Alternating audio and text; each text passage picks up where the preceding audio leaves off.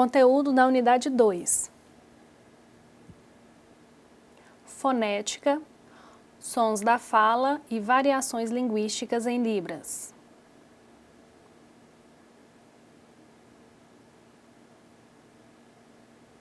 Segmentos consonantais e segmentos vocálicos. Esses são os conteúdos da unidade 2.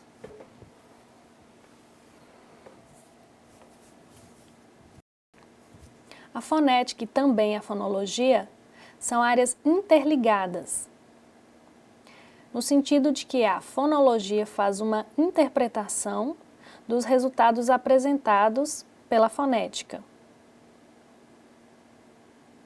A fonética é primordialmente descritiva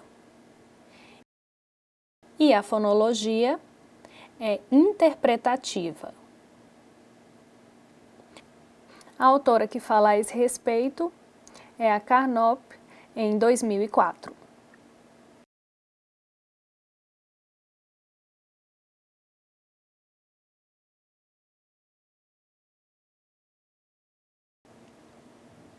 A fonética, ela estuda os aspectos acústicos, então o que se refere à produção de sons, e também fisiológicos, que são sons reais, que cada um produz em seu momento de fala.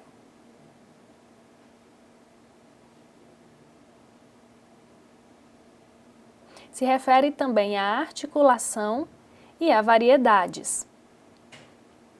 Então, a fonética se preocupa com sons da fala, como é o seu uso e em cada pessoa é produzido de uma forma diferente. Então, por exemplo, na palavra dia, a fonologia se interessa em estudar o som da consoante D, por exemplo. Então, há pessoas que falam dia e outros que falam dia. Então, se produz o som de forma diferente. E são variações do som da consoante D. Compreenderam? Fonologia é o estudo dos fonemas, que são os sons de cada língua.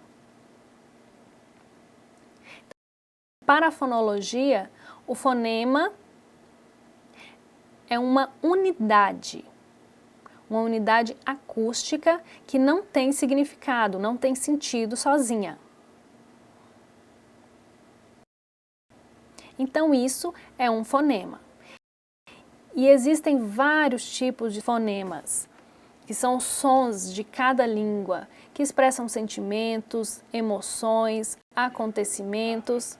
Então, cada fonema, cada unidade, de forma combinada, pode formar sílabas e também palavras. Então, o som e suas variações podem exprimir sentimentos, emoções e varia de pessoa a pessoa.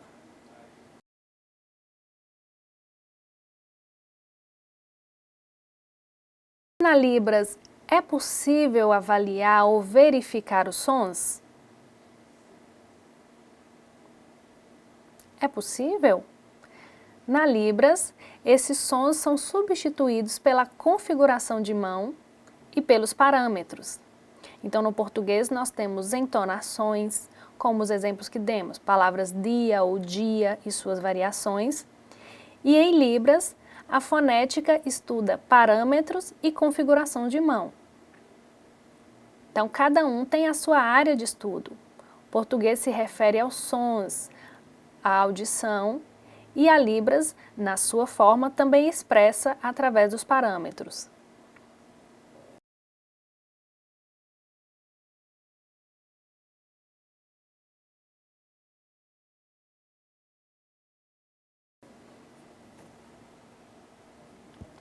A principal preocupação da fonética, qual é? É descrever unidades mínimas de cada sinal. A fonética também descreve propriedades físicas, articulatórias e também perceptivas, no que se refere à configuração de mão, a orientação de mão, movimento, locação e expressão facial. Todos esses aspectos estão dentro dos 5 parâmetros das línguas de sinais.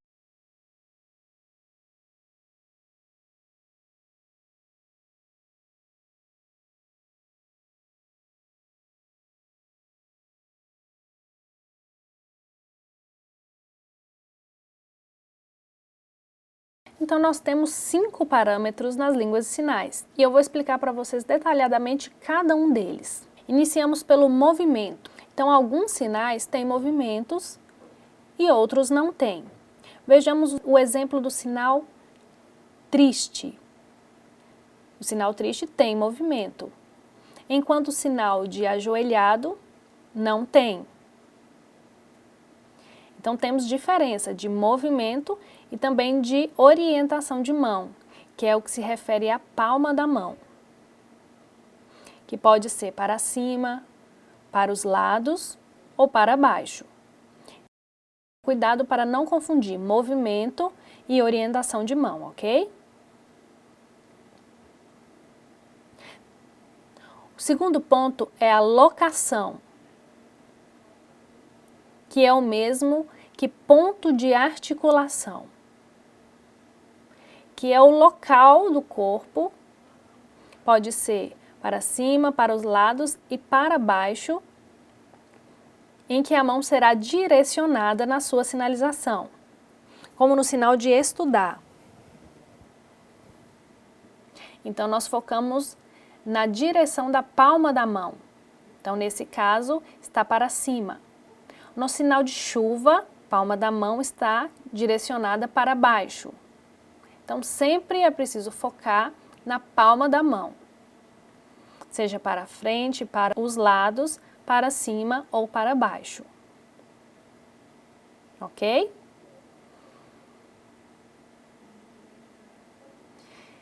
Expressões não manuais. Existem várias que expressam emoção. Se tivermos o sinal triste, então é importante que haja uma expressão direcionada e de acordo ao sentimento que se quer expressar.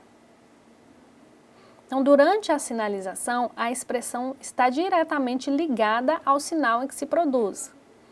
E isso depende do momento da sinalização. Está claro? Então, é importante trocar o olhar, é importante a expressão e tudo isso está dentro da Libras. Não tem como sinalizar sem expressão. Isso não expressa sentimento. Da mesma forma como nas línguas orais há a entonação, na Libras há a expressão.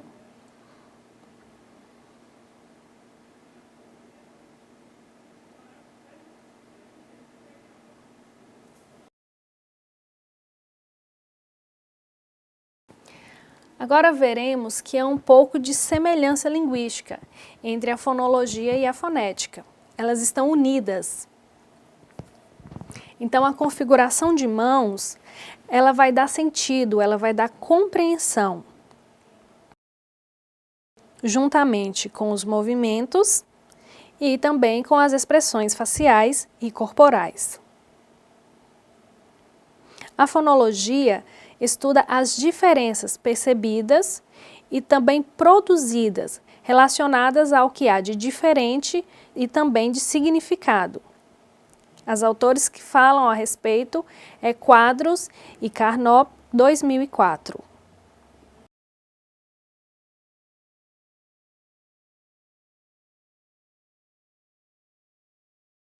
Agora eu vou explicar para você sobre o aparelho fonador. É importante que vocês conheçam os nomes dos órgãos, porque são responsáveis pela produção dos sons. Então é importante que vocês conheçam esses nomes, referentes ao aparelho fonador.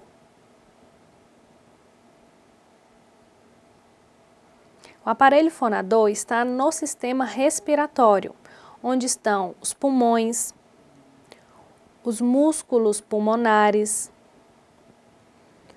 os brônquios, a traqueia. Todos esses fazem parte do sistema respiratório. É importante que vocês saibam esses nomes. Isso se refere ao português.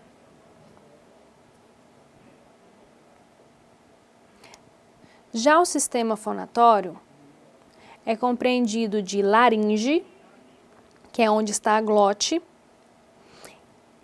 e temos também o sistema articulatório, que é onde está a faringe, a língua, nariz, palato, dentes e lábios. E esses se referem à produção do português. Então, nariz, boca, pulmões, todos esses são órgãos.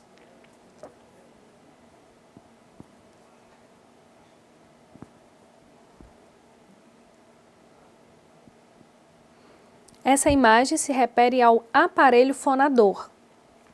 Vejam só.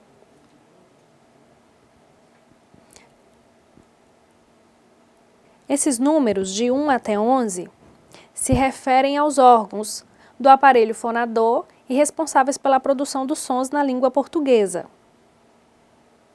Então, é onde o ar passa, o ar é produzido para que haja som. Então, às vezes, os surdos têm dificuldade de compreender porque se refere ao português, mas é importante conhecermos porque está em nosso texto de material básico. Então, temos a traqueia, laringe, glote, faringe, cavidade bucal, que se refere à boca.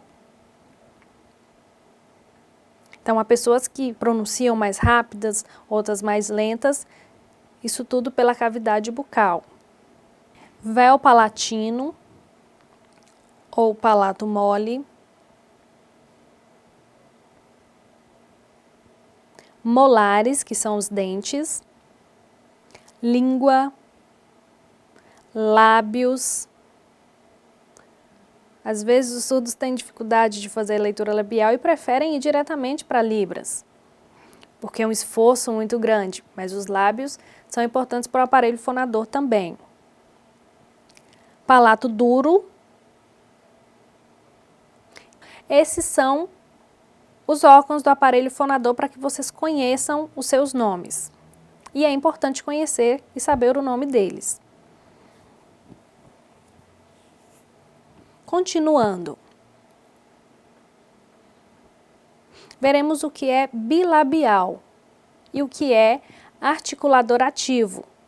Então, se refere ao lábio. Vejam os exemplos. Pá.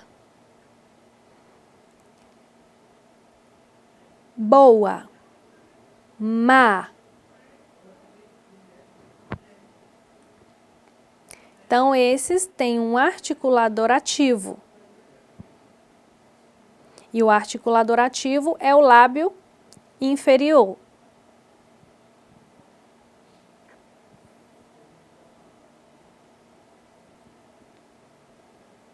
Lábio dental. O articulador ativo é o lábio inferior. E o articulador passivo são os dentes incisivos superiores. Os exemplos são faca e vá. Faca, vá. Então, às vezes, há também uma certa confusão entre o som do V e do F. Ou, às vezes, também parece a palavra vaca. Anteriormente, nós tivemos os exemplos de pá ou má. Viram só esses exemplos? São exemplos pronunciados de uma forma muito parecida, porque são bilabiais. Da mesma forma como o lábio dental, temos os exemplos de faca e vá. Dental. O articulador ativo é a língua na sua parte superior. Vejam os exemplos. Data, sapa, zapata, nada, lata. Zapata, nada. Há uma certa dificuldade de compreender às vezes o som do T, ou do D, ou do L. Então, data, nata, porque às vezes não se percebe porque a pronúncia é parecida, porque são sons dentais. Então, esse estudo é focado no português. É um estudo profundo das pronúncias e como se produz os sons em português.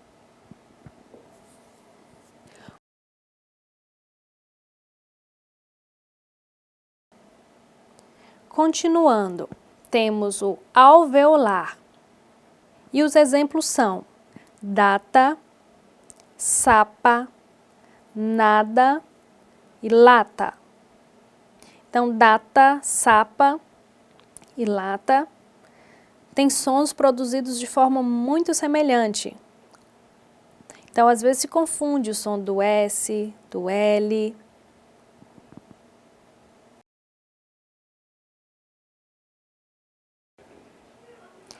Alveopalatal. Temos os exemplos de tia e dia.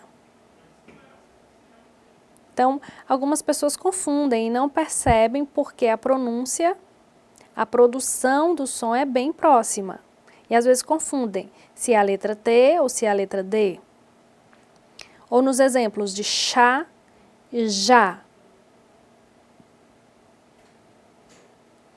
Então, durante uma sinalização, se a pessoa pronuncia, às vezes o surdo não consegue perceber. Os ouvintes sim, mas os surdos às vezes não percebem a diferença de chá e já, por exemplo.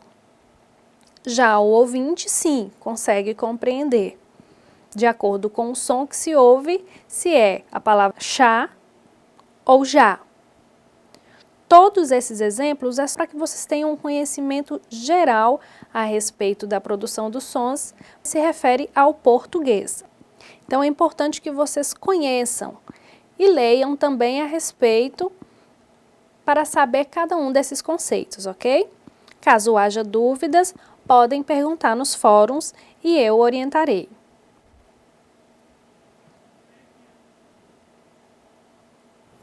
Agora eu vou explicar para vocês o modo de articulação das oclusivas.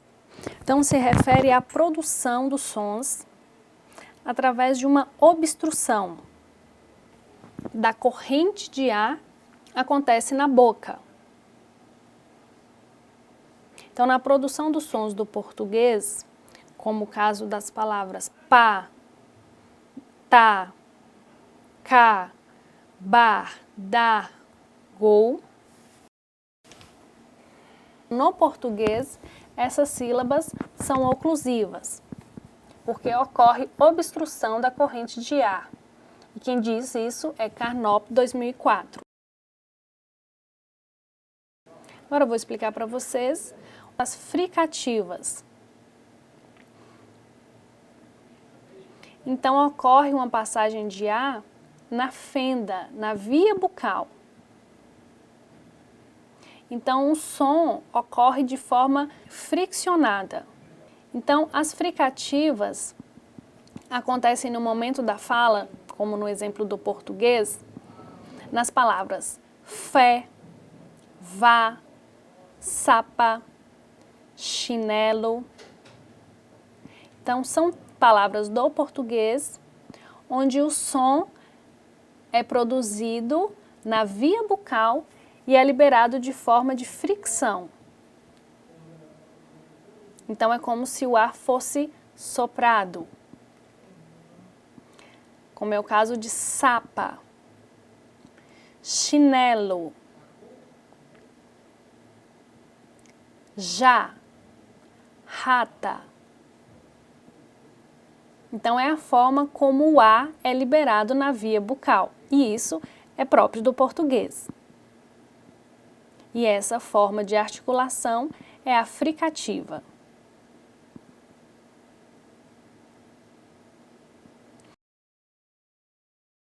Vou explicar agora para vocês o modo de articulação das nasais. O ar, ele vem dos pulmões e se dirige à cavidade nasal e também oral.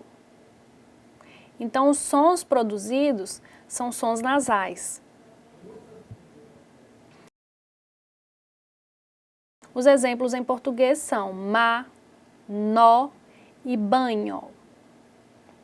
Então, o ar vem do pulmão e é liberado pela cavidade bucal. E os exemplos são má, nó e banho. São exemplos da produção de sons nasais e bucais.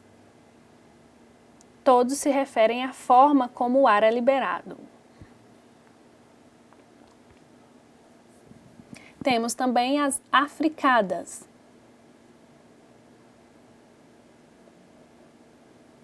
O som africado significa que é aquele som que apresenta características tanto de oclusivas quanto de fricativa. Consoantes africadas ocorrem em muitas variedades. Então, nas variedades do português.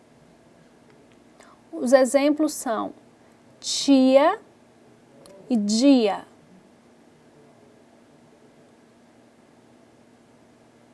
Então, há pessoas que falam tia e outras que falam tia ou dia. Então, a liberação do A produz um som diferente, como os casos de tia e dia. E isso depende da região em que se é pronunciado, nas mais diversas regiões do Brasil. Então, há os que falam dia ou dia, tia ou tia. E isso depende do sotaque e da região do Brasil em que esse falante está. Quem fala a respeito é a Carnop 2004.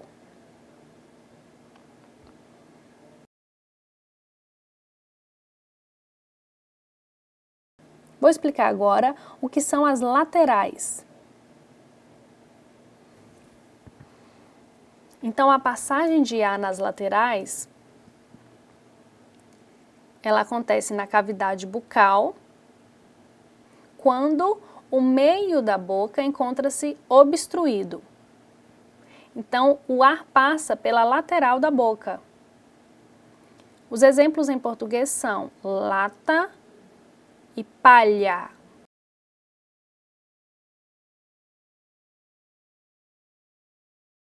Agora eu vou explicar para vocês o modo de articulação das vibrantes. Então, o ar, nesse modo de articulação, acontece de forma que os segmentos são caracterizados pelo movimento vibratório. O exemplo é carro. Então, o movimento das vibrantes é forte.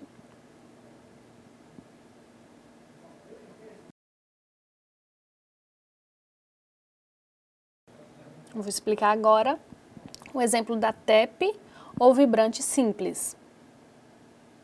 Nesse modo de articulação, a língua toca rapidamente alvéolo. Isso gera uma rápida obstrução da passagem de ar. A corrente de ar, ela passa por obstrução. Então, a TEP ocorre em português em alguns exemplos. Cara e bravo. Então, o contato da língua com os alvéolos de forma rápida gera esse som.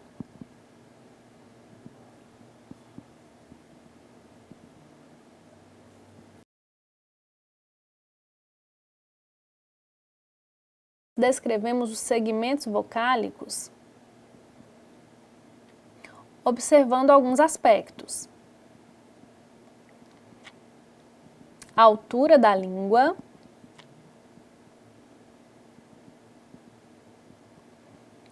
anterioridade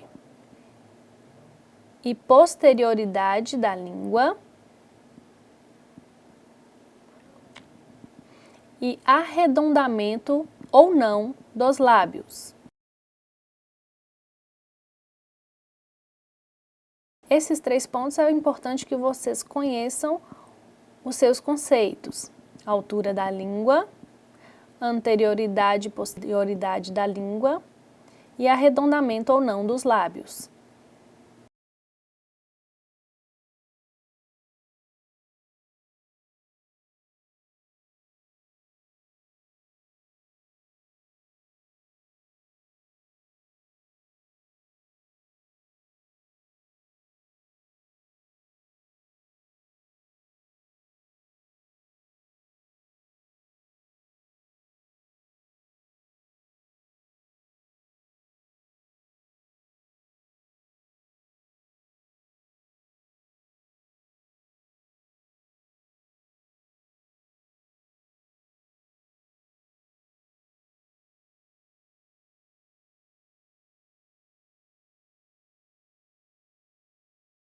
Agora, com base no que explicamos durante a aula, ao que se refere aos parâmetros, orientação de mãos, vocês vão me responder com base no que nós estudamos hoje.